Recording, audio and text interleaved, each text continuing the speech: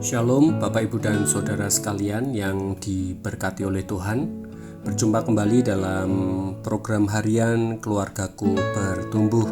Saya berdoa kiranya Bapak Ibu dan Saudara sekalian terus tetap bersemangat menjalani kehidupan ini. Judul renungan pada malam hari ini adalah fobia, dan nats firman Tuhan diambil dari Mazmur 19 ayat yang ke-13. Demikian bunyi firman Tuhan. Siapakah yang dapat mengetahui kesesatan? Bebaskanlah aku dari apa yang tidak kusadari. Bapak, Ibu, dan Saudara sekalian, secara umum kita sebagai orang Kristen pun pernah mengalami rasa takut tentang kekurangan, takut akan penderitaan, takut akan masa depan, takut kesehatan menurun, dan lain sebagainya. Tapi ada hal yang menarik. Di sisi yang lain, ada yang disebut sebagai fobia, atau rasa takut yang berlebihan, atau ketakutan yang menetap dalam diri kita terhadap sesuatu objek. Ada yang disebut sebagai hydrophobia, atau rasa takut terhadap air. Ada yang disebut sebagai claustrophobia, atau rasa takut terhadap tempat tertutup.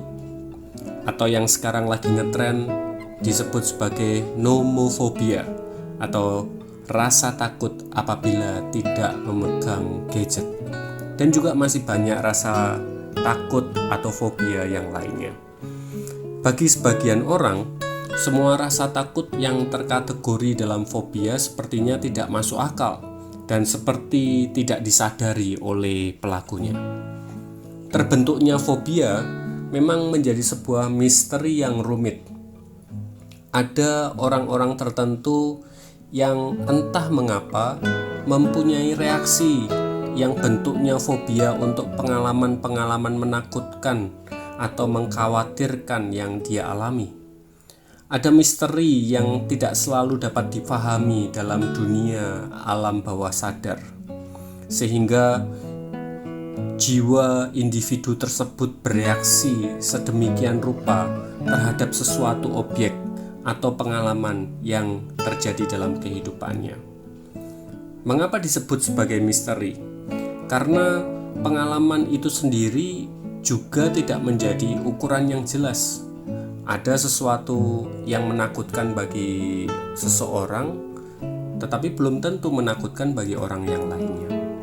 Ada orang yang karena melihat pertengkaran orang tuanya akhirnya menjadi sebuah fobia kesendirian atau takut pada diri atau saat sendiri.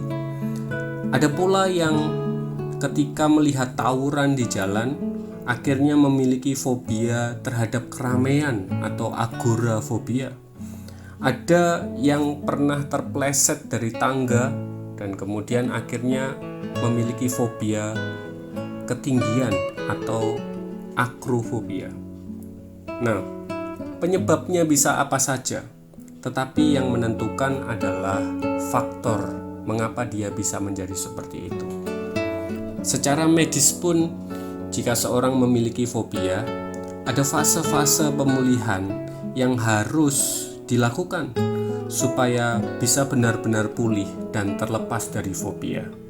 Dan data medis pun menunjukkan bahwa ada banyak orang yang telah pulih dari fobia. Sebagai orang percaya, bagaimana kita mengalahkan rasa ketakutan yang berlebihan? Pendampingan dari konselor atau psikolog yang memahami ilmu tentang kesehatan jiwa memanglah harus dilakukan sebagai langkah penting supaya seseorang dapat mengalahkan rasa takutnya. Namun sebagai orang Kristen, prinsip mendasar yang harus dilakukan adalah menanamkan pemahaman akan kasih karunia Allah yang mampu mengalahkan segala macam ketakutan. Melihat apa yang diajarkan oleh Rasul Paulus dalam kitab Roma pasal yang pertama ayat yang ke-7, Rasul Paulus senantiasa berdoa supaya kasih karunia Allah menyertai orang-orang percaya.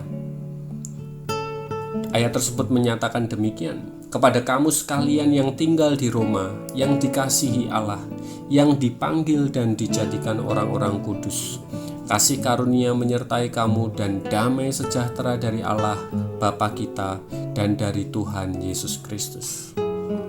Ketakutan menjadikan jiwa tidak tenang, dan inilah yang harus dikendalikan kembali. Keyakinan bahwa kasih karunia Allah ada dalam kehidupan orang percaya harus disampaikan terus-menerus dan berulang kali, sehingga tumbuh keyakinan bahwa ketakutan yang ada pada diri kita tidaklah jauh lebih besar daripada kasih karunia Allah yang maha indah itu. Percayalah dan yakinlah bahwa Allah pemilik kehidupan kita tidak akan membuat saya dan saudara menjadi lemah dan kalah terhadap ketakutan. Dia akan menyertai dan menumbuhkan keberanian dalam diri kita. Mari kita akan berdoa bersama.